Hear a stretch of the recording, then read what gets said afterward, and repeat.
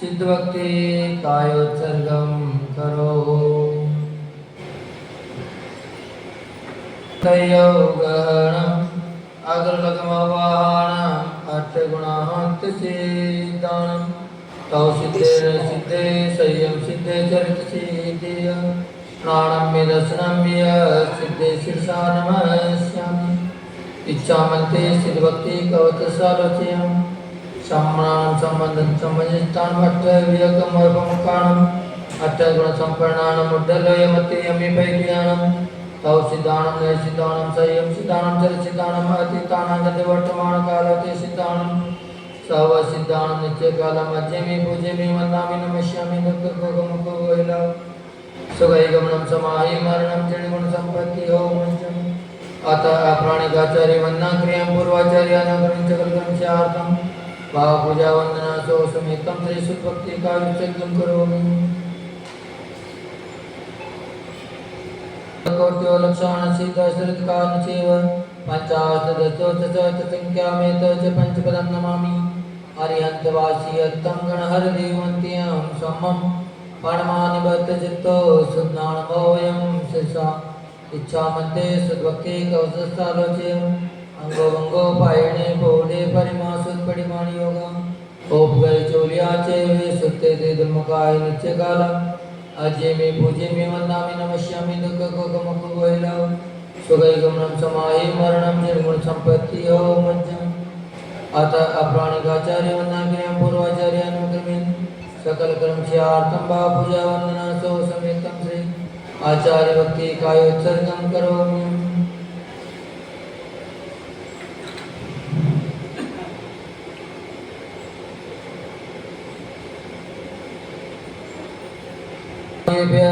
परिमत भावना पटिमतेभ्य सोचरित पोनिदिभ्यो नमो गुरुभ्यो गण गुरुभ्यो छत्तीस गुण समन्वय पंचव्याचारण करण संदर्शे शिष्यानुग कुशले धम्माय सदा वंदे गुरु भक्ति संयमेन तरंग संसार सागरंगो पावन्ति हे नेत्र मंत्रो निर्ता ध्यानाग्निहोत्राकुला षट्कर्मा फिर पुस्तपो दंदना साधु क्रिया साधुवा चिल्ल प्रावरण गुण प्रहरण संदर्भ तेजोदिका मोक्ष द्वार कपाट पाटन पटा पीड़ंत माम साधुवा गृहापांतो नो नित्यम ज्ञान दर्शन नायिका चारित्राणो गंभीरा मोक्ष मार्ग उपदेशिका इच्छामन्ते आयुर्वेदसालोच्यं सम्मान सम्बन्धन सम्बन्ध चित्तान पंचविहाचारण आयर्यं आयारादिसुराणो देशीयान मोहंचायान तीरयन गुणपालन रयान सबसारणं स्यान चेकालम् अजय में पूज्य में वंदामि नमस्यामि दुःख को गमको वैलाव सुगय गमनं समाहि मरणं जन्म संपत्ति हो मध्यम श्री आदि सागर आचार्य ब्रह्मचार्य विभूषितं बीसजमातृकं ज्योतिर्विधनियायकं कमिं निमित्तगं बुधे पूज्यं सर्वसंगविदूरकं प्रभावशालिनं धीरं वन्दे त्रयगुणभक्तितः वन्दे श्री महावीर कीर्ति सुगरं विद्यार्थिपाहारप्रदम् काले ध्यापितपोनिमिद्गुणगणे पूरन्तवेत्रं से नग्नत्वाद्वाविंशति परिसैर्भग्नो नियो योगिराट् पायान्मानिकबोधकष्टकोइराट् संसारपावतुनिधि कल्पान्तकालवचना विषया करुण लोकोत्तरातिर्गुणस्तवनं प्रशंसा स्वामिन् नमोस्तु शिरसा मनसा वचोभिः दद्यांशुमलिमलसागरसूर्यवर्या स्वाध्याय ध्यान तप त्याग महानमूर्ति श्रीकांत सार कुशलोचन देव भक्त्या महावीर कीर्ति गुरुवर्य सुपट शिष्य नित्यं नमामि सुरसन्मति सागराय तोभ्यं नमो रवि समातव तेजकाय तोभ्यं नमो श्री समुज्जल वैभवाय तोभ्यं नमो दुरितजाल विनाशनाय तोभ्यं नमो गुरु विराज शिवकृताय तोभ्यं नमो परम रूप दिगंबराय तोभ्यं नमो सुजन शासन वर्धनाय तोभ्यं नमो गुरु विराग सुनंदनाय तोभ्यं नमो गुरु विमर्शयतीश्वराय तोभ्यं नमो गुरु विमर्शयतीश्वराय तोभ्यं नमो गुरु विमर्शयतीश्वराय हे स्वामी विष्णु जी मन में से बोलते मनसा वर्षा करुणा करके बंदा विराज राजन दर्शन में लगे तुम्हारे जागरण सपने से जाता जग भावना दिगरम विचारणा जाति जाति भाषा रहना काम करता प्राप्त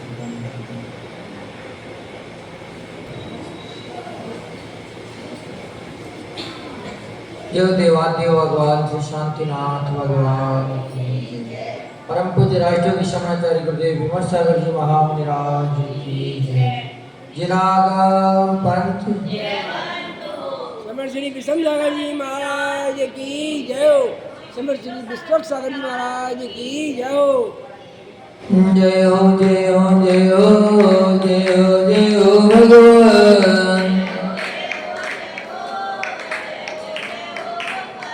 जय हो जय हो जय हो जय हो शांति भगवान। हम आए हैं द्वार तुम्हारे,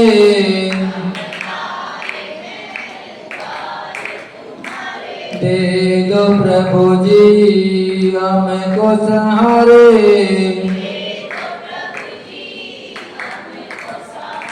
शांतिनाथ भगवन भगवन भगवन।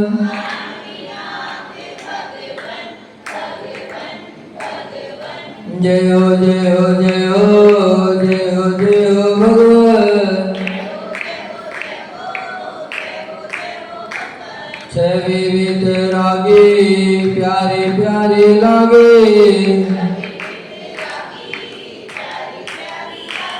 दरस जो पाया धन्यवाद जगे। चरणों करो नमन नमन नमन।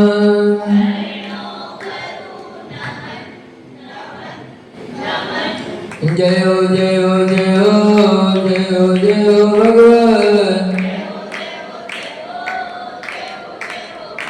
सर्वज्ञ स्वामी शरण में आया, कहीं न मिला जो सुख पाया।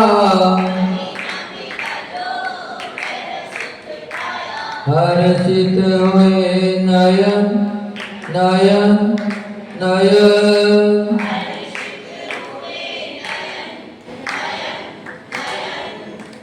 जय हो जय हो जय हो जय हो जय हो भगवान। हित उपदेशी आप कहते, हम गुण गाने भक्त बन जाते। छोड़ो न अब चरण चरण चरण।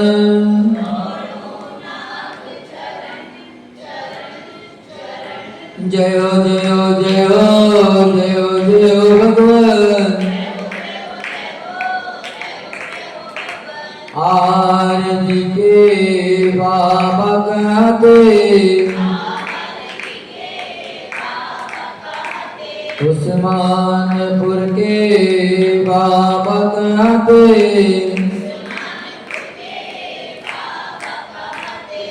यक्ष यक्षिणी भी सिर को नवाते, झुकते मुनिगण मुनिगण मुनिगण।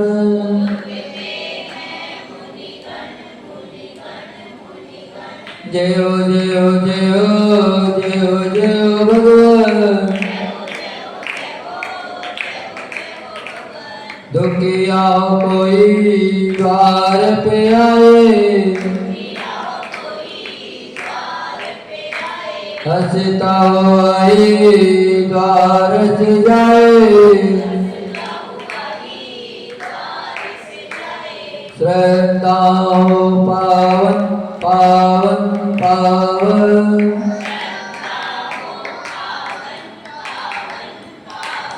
जय हो जय हो जय हो जय हो जय हो भगवान। जय हो जय हो जय हो जय हो शांति भगवान। यो देवादेव भगवान श्री शांतिनाथ भगवान की जय। परम पूज्य राष्ट्रीय विश्वनाचार्य गुरुदेव विमर्श सागर जी महामंडल की जय। जिनागम पंथ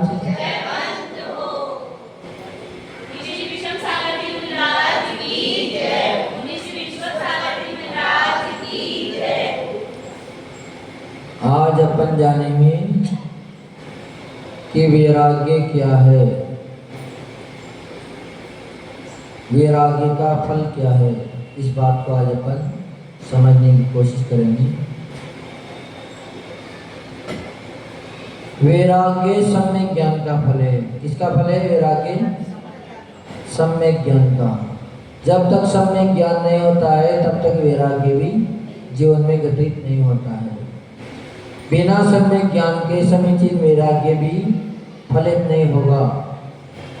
संसार शरीर भोगों से उनके स्वरूप को जानकर विरक्त हो जाना ही वैराग्य का समीचीन होना है। वैराग्य कब समीचीन होगा? जब संसार शरीर भोगों से उनका स्वरूप जानकर विरक्ति आ जाए। जब तक विरक्ति नहीं आएगी इन चीजों से तब तक सच्चा वैराग्य होगा नहीं। वैराग्य जैसा प्रदर्शन हो सकता है लेकिन सच्चा वैराग्य हो नहीं सकता, क्योंकि वैरागी कभी भी आसक्ति में नहीं रहते हैं, वो कभी भी भोगों की आकांक्षा नहीं करते हैं। अगर किंचित मात्र भी आकांक्षा है, प्रलोभन है, लोभ है, तो कभी भी वैराग्य को प्राप्त नहीं हो सकता। वर्तमान में अधिकांश मानवों को वैराग्य से ही वैराग्य हो गया। अभी क्या पोजीशन हो रही है कि लोगों को वैराग्य से ही वैराग्य होता जा रहा है। कैसे हो रहा है? वैराग्य से वैराग्य कैसे होगा? हाँ, समझ में आ रही कुछ? तो यहाँ आचार्य बता रहे हैं कि आजकल व्यक्ति धर्म से दूर हटते जा रहे हैं, अर्थात धर्म, ज्ञान, चारित्र, संयम, वैराग्य, इनसे व्यक्ति दूर होता जा रहा है, इनको छोड़ रहे हैं और भोगों में आसक्त हो रहे हैं। इसलिए कह रहे हैं कि वैराग्य से भी वैराग्य हो गया, जबकि वैराग्य कहीं से होना चाहिए था? हाँ, वैराग्य होना चाहिए था संसार से भोगों से। पर आचार्य भगवान यहाँ प्रश्न कर रहे हैं तो वर्तमान में अधिकांश जो लोग हैं उनको वैराग्य से ही वैराग्य हो गया। तो वैराग्य से वैराग्य कैसे हो गया? तो जो धर्म, ज्ञान, चारित्र, संयम, व्रत, इनसे व्यक्ति दूर होते जा रहे हैं, जबकि दूर संसार के कार्य से होना है। इसलिए आचार्य लोगों ने इसमें प्रश्नवाचक चिन्ह कर दिया।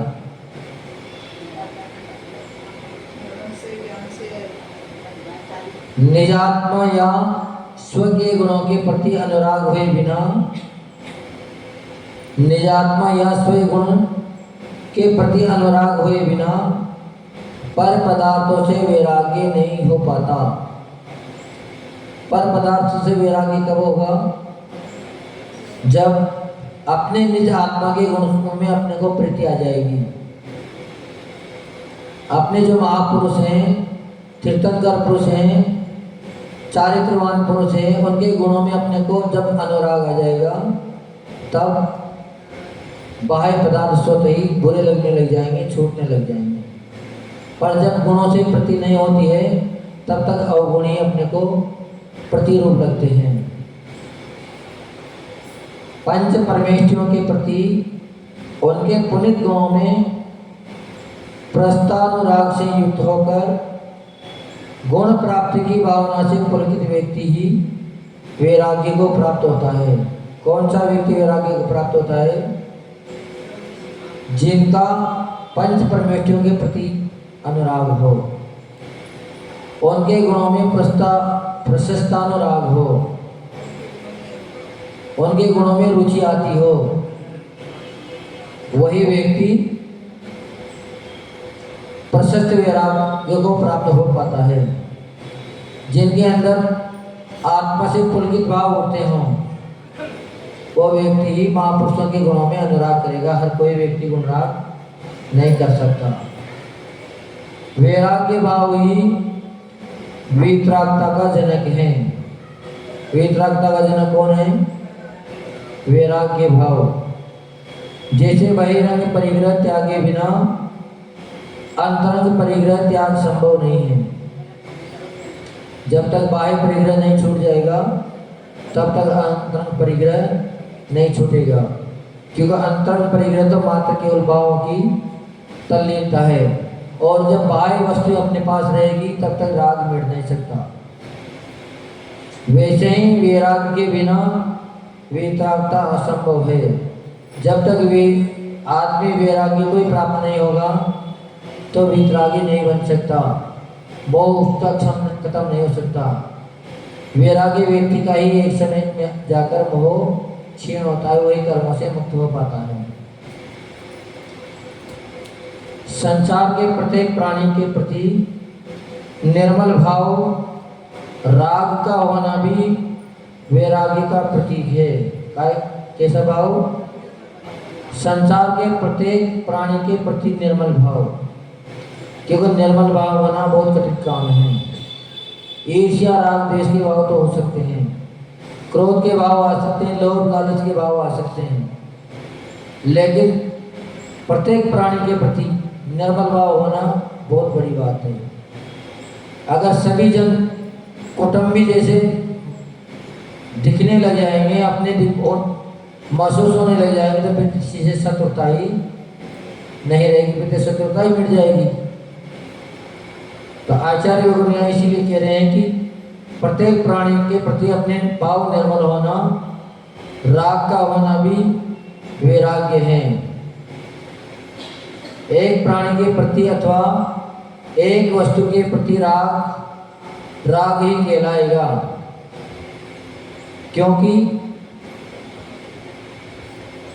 सभी के प्रति एक सा भाव होना संभव नहीं है।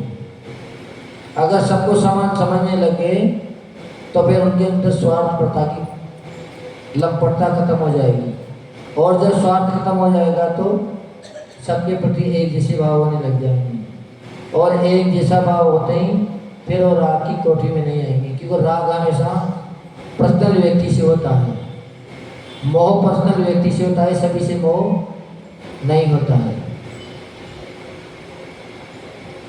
शुद्ध चेतना के गुणों के प्रति राग करने वाला व्यक्ति एक व्यक्ति के प्रति नहीं अपितु अनंत सिद्ध परमेष्ठियों के प्रति तथा शक्ति की अपेक्षा से सिद्ध परमेष्ठी अथवा प्राणी मात्र पर राग रखता है। यह राग नहीं वैराग्य है, क्योंकि राग हमेशा मात्र अपनों के प्रति आता है, दूसरों के प्रति कभी भी राग नहीं हो सकता। जिसे स्वार्थ नहीं है उसके प्रति कभी भी राग नहीं होगा, उसके प्रति मोह नहीं आएगा। अगर पड़ोसी के जीवन में कोई संकट आ जाए तो आपको दर्द होगा? नहीं होगा। क्यों? कि उससे कोई स्वार्थ नहीं है। पर अगर अपने कुटुंबी परिवार, चाहे वो दूर के भी क्यों ना हो, चाहे फिर 100 किलोमीटर 200 किलोमीटर दूर भी क्यों ना रहते हों, फिर भी अगर उनके साथ कोई दुर्घटना घट जाएगी तो निश्चित ही अपने भी दुखी हो जाते हैं। उसका कारण तो उनके प्रति अपना मोह था, उनके प्रति अपना राग था, इसलिए अपने को दुख आता है। नहीं तो अखबार में प्रतिदिन कोई न कोई अशुभ घटना सब पढ़ते हैं, पर पढ़ते भी चले जाते हैं और हंसते भी रहते हैं, जबकि दुर्घटना में दुख होना चाहिए था। पर दुख कब होता है? जब अपने के कोई विशेष व्यक्ति होता है और उसके प्रति कोई घटना घट जाती है, तभी अपन दुखी होते हैं। पर जो शुद्ध चेतना के गुणों के प्रति राग करने वाला व्यक्ति एक के प्रति नहीं अपितु पूरे संसार के प्रति, सिद्ध परमेष्ठियों के प्रति तथा शक्ति की अपेक्षा जितने भी सिद्ध होने वाले हैं उन सब के प्रति राग रखता है। कौन? शुद्ध चेतना वाला। जबकि अपन राग किन पे रखते हैं? अशुद्ध चेतना वालों पे रखते हैं। जो संसारी जीव हैं उन्हीं के प्रति अपने को राग आता है। कभी भी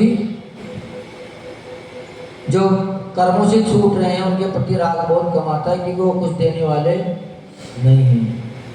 जिससे स्वार्थ सत्ता है उसी के प्रति अपना राग लेता है। पंच परमेष्ठी निजात्मा अथवा आत्म गुणों के प्रति राग नियम से मोक्ष का कारण है, जबकि राग तो दुर्गति का कारण होना चाहिए। पर प्रशस्त राग भी सुगति में कारण बन जाता है। प्रशस्त राग किसको बताएंगे अपन? जो गुरुजन है या पंच परमेष्ठी हैं, उनका राग प्रशस्त राग में ही आता है।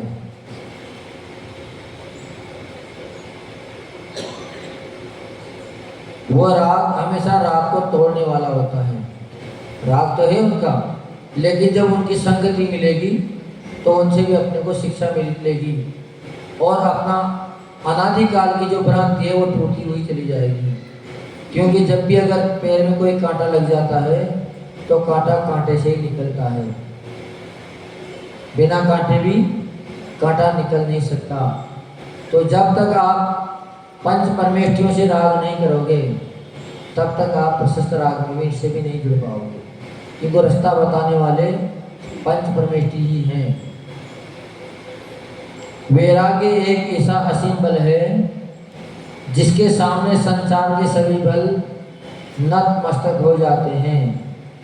वह वैराग्य सत्य के सिवाय किसी के सामने नहीं झुकता। वैराग्य हमेशा किसके सामने झुकता है? सत्य के सामने झुकता है। और सबसे बलवान व्यक्ति भी कौन है? वैराग्यवान व्यक्ति सबसे बड़ा बलवान है। जिसको वैराग्य आ जाता है संसार से, अपने शरीर के प्रति भी जिसका मोह खत्म हो जाता है, उसको फिर किसी बात का कोई डर नहीं रहता है। जंगलों में साधु संत तपस्या साधना करते हैं, वहाँ अनेकों खूंखार जानवर रहते हैं, फिर भी वह उनके बीच में भी निडर रहते हैं। किसी बात का उनको डर नहीं रहता है कि हमें नुकसान पहुंचा देंगे, कि वो शरीर को अपना मान ही नहीं रहा है। और वह जानवर कभी भी जो अपनी है आत्मा, उसको नुकसान पहुंचाते नहीं सकते। वो मानता अगर नुकसान भी पहुंचाएंगे तो शरीर को ही पहुंचाएंगे, और शरीर के प्रति उनका महत्व खत्म हो चुका। राज, समाज, कुटुंब, परिवार, धन, वैभव, मित्र, बंधु बांधव, कनक कामिनी, विषय वासना, देह गेह से जो विरक्त हो गया वही सच्चा वैरागी है। सच्चा वैरागी कौन है? जो इस संसार की जितनी भी बाहरी वस्तु हैं उनसे जिसने मोह तोड़ लिया, चाहे वो घर परिवार हो चाहे समाज हो। पर ऐसा होना बड़ा मुश्किल काम है। बाहर तो सब लोग कह देते हैं, अगर थोड़ी सी परेशानी आ जाती है तो जितने भी अधिकारी लोग होते हैं वो ये कहते हैं कब इसको इस्तीफा दे देना चाहिए, हमें काम नहीं करना है। पर जब तक अंदर में आसक्ति रहेगी तब तक बाहर से कहते तो रहेंगे, लेकिन उस पद को छोड़ नहीं पाएंगे। कब तक कहते रहेंगे? किस कारण से कह रहे हैं? मात्र अपने दुख के कारण से कह रहे हैं। पर जैसे ही वो घड़ी निकलती है, वो समय टल जाता है, फिर उनसे अगर कहा जाए कि भैया तुम तो इस्तीफा देने वाले थे, आपका त्याग पत्र कहाँ है, तो वह कोई ना कोई बहाना बना के बात को टाल देंगे, लेकिन कभी भी इस्तीफा नहीं देंगे, क्योंकि उसके पीछे कुछ न कुछ राग है। राग हमेशा केवल मात्र पैसों से ही नहीं रहता है, जबकि अपन तुलना कहीं से करते हैं? मात्र धन दौलत से करते हैं कि धन दौलत के प्रति राग है। लेकिन राग साधु संतों के अंदर भी रहता है। किसका राग है साधु संतों के अंदर? उनके पास तो पैसे भी नहीं है, उनके पास तो पद भी नहीं है, हाँ? उनके अंदर राग होता है ख्याति लाभ पूजा का। प्रशंसा का राग सबसे खतरनाक है। धन दौलत का राग एक बार मिट सकता है, लेकिन अगर प्रशंसा का राग लग गया तो उसकी दुर्गति होना निश्चित है। इसीलिए आचार्य भगवान कहते हैं कि ऐसे जो भी कार्य हैं उन कार्यों से साधक को दूर रहना चाहिए। हमेशा प्रशंसा करने वाले व्यक्तियों से दूर रहना चाहिए। प्रशंसक व्यक्तियों के पास कभी भी वैरागी जीव को नहीं उठना बैठना चाहिए, क्योंकि उनकी प्रशंसा तुम्हें अपने पद से, अपने कर्तव्य से डिगा सकती है, अपनी साधना से डिगा सकती है।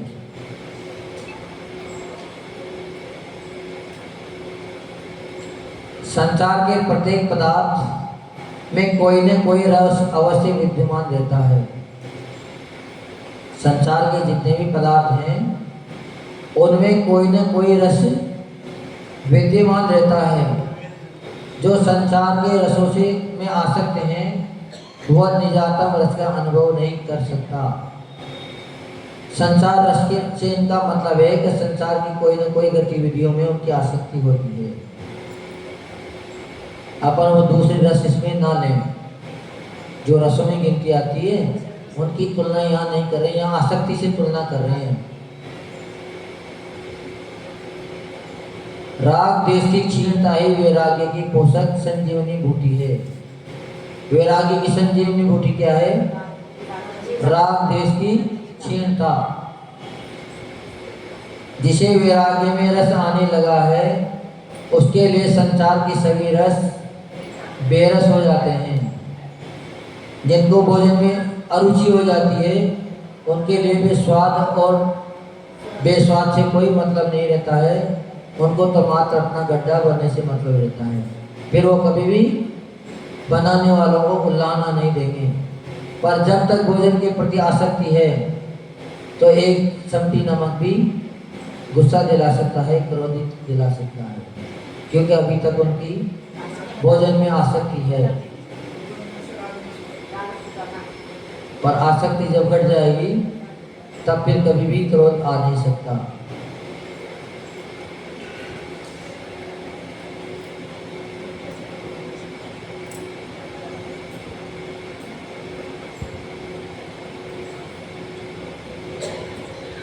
पर पदार्थ से वैराग्य ही धर्ममय जीवन की आधारशिला है। धर्ममय जीवन की आधारशिला क्या है? पर पदार्थों से आसक्ति को हटाना, पर पदार्थों से वैराग्य का हो जाना ही धर्ममय जीवन की आधारशिला है। इसके बिना जीवन मात्र लिबास यानी दिखावा है अथवा चेतना रहित पुतला है। दिखने में तो अच्छा दिख रहा है, पर पदार्थ से वैराग्य ही धर्ममय जीवन की आधारशिला है। यानी पर पदार्थों से आसक्ति का हटना ही राग्य धर्ममय जीवन की आधारशिला है। यानी वैराग्य के अंदर ही धर्म में गुण विद्यमान हो पाते हैं। इसके बिना जीवन मात्र, जब तक वैराग्य नहीं है तब तक जीवन कैसा है? एक मुर्दे के समान है। उसका कभी भी कल्याण नहीं हो सकता। उसको किसकी उपमा दी है? जैसे खेत में किसान लोग एक बिजुता खड़ा कर देते हैं। समझ में आ रही? मनुष्य जैसा आकार बना के लगा देते हैं ताकि कोई पशु पक्षी आए तो उसको देखकर बिजुक जाए, डर जाए, इसीलिए उसका नाम बिजुका कहते हैं। तो अपना जीवन उस तरह हो जाएगा, वो करेगा कुछ नहीं, करना उसको कुछ नहीं है, पर फिर भी भ्रम में व्यक्ति को डाल देगा। संसारी प्राणी नए नए पदार्थों को जीवन भर भोगता है। यदि उन्हीं पदार्थों को बार बार भोगते रहे तो उन्हें विरक्ति हो जाती है। पर वह सच्चा वैराग्य नहीं है। एक ही वस्तु को कह देते हैं कि रोज एक ही एक सब्जी बने तो उसको खाने में अरुचि सी आ जाती है। पर अपन समझे का अरुचि होते ही उनके अंदर जीवन में वैराग्य आ गया तो किसी बात नहीं है। क्योंकि वैरागी जो व्यक्ति होगा उसको प्रतिदिन एक ही बनाओ, बल अलग अलग बनाओ, उससे कोई मतलब नहीं है। उनको तो मात्र अपने पेट भरने से मतलब है। पर अगर अरुचि आ रही है तो इसका मतलब है उसके अंदर अभी वैराग्य नहीं है। क्योंकि विरक्ति क्यों आ रही है? कि उसमें स्वाद नहीं है। एक ही एक वस्तु रोज रोज कब तक लें? तो वो तो और भी आसक्ति का ही कारण दर्शा रही है। हे भव्य जीव, तो सागरों पर्यंतों तक प्राप्त होने वाले देव गति के भोगों से तृप्त नहीं हुआ, क्योंकि जीव कभी भी भोगों से तृप्त हो नहीं सकता। चाहे उनको कितना भी मिल जाए, जितना अधिक मिलता जाता है उतनी तृष्णा बढ़ती जाती है। अग्नि कभी भी ईंधन डालने से शांत नहीं होती, जितना ज़्यादा ईंधन डालते जाओगे उतनी अग्नि ज़्यादा भभकती जाएगी। इसीलिए विषय भोगों से कभी भी तृप्ति होती नहीं है। पर अपन ये सोचते हैं कि अगर एक बार इनको भोग लेंगे तो फिर तो हमारी आसक्ति घट जाएगी, पर ऐसा होता नहीं है।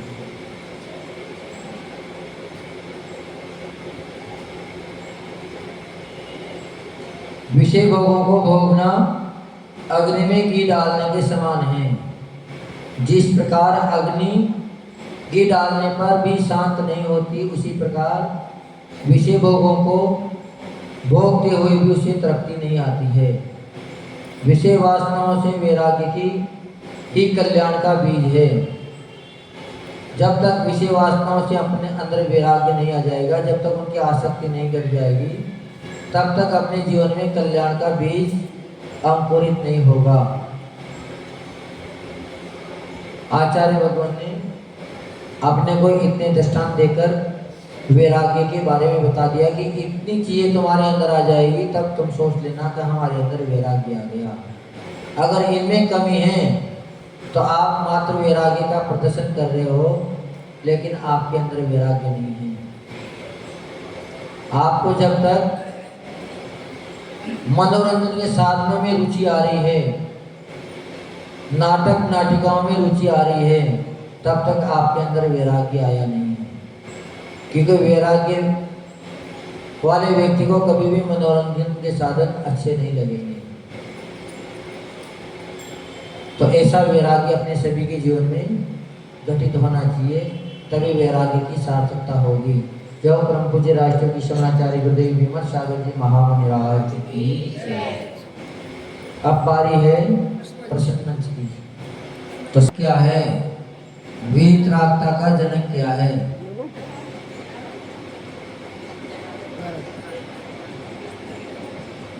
इतना नहीं सुनी किसी ने? मैंने सुना। हाँ, सुना। हाँ, अभी उत्तर अधूरा है, अधूरा है, इसको पूरा करो। वैराग्य की भावना, वैराग्य भाव ही वीतरागता का जनक है।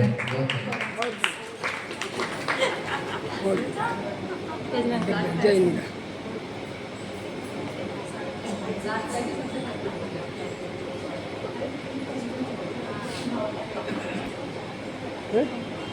किसको जानना वैराग्य का मूल है?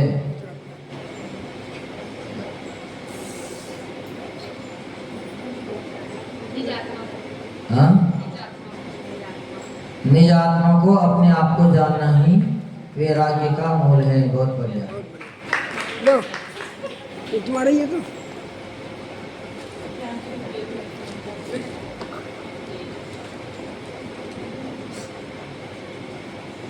संसार के सामने कौन सा बल नतमस्तक हो जाता है?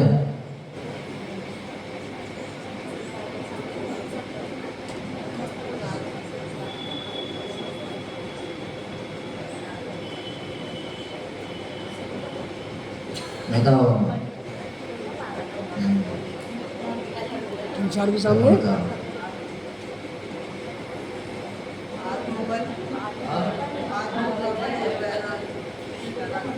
अभी उत्तर पूरा सही नहीं है।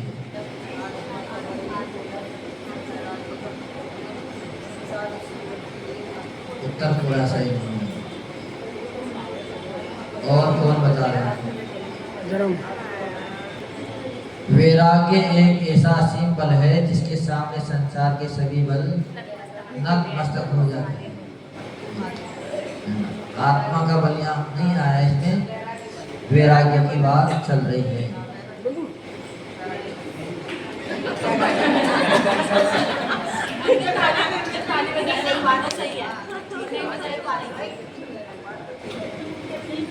मैं भी पूछ लेता हूँ। बहुत सारे कारण बताए गए थे। कारण तो बहुत सारे बताए थे, लेकिन थोड़ी बहुत तो बताए।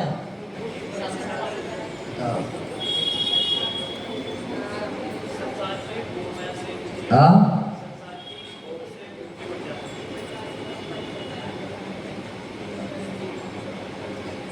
और बता रहे हो? बताओ।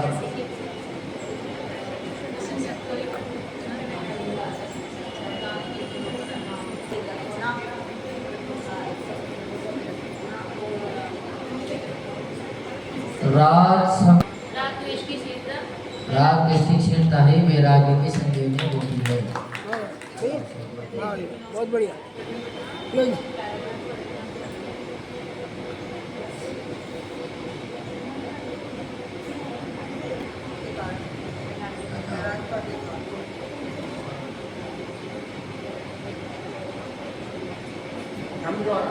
हाँ,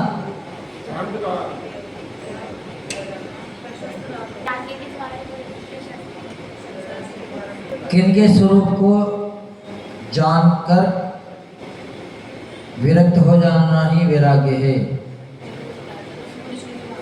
किसके? किनके स्वरूप को जानकर उनसे विरक्त हो जाना ही वैराग्य है।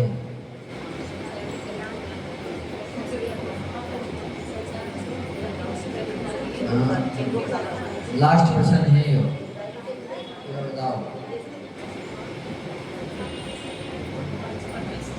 हाँ, पंच प्रमेष्टि को स्वरूप को जानने से तो वैराग्य आएगा ही नहीं। जावाणी के जानते सुजे लोकालोक, सोवाणी मस्तक करो सदा देत हुडो। हे जिनवाणी भारती तो इज भूतिंद्रे, जो तेरी शरणागए सो पावे सुख जे। देव भजो अरिहंत को गुरु सेवा निर्ग्रह, दया धर्म पालो सदा यही मोक्ष का फल।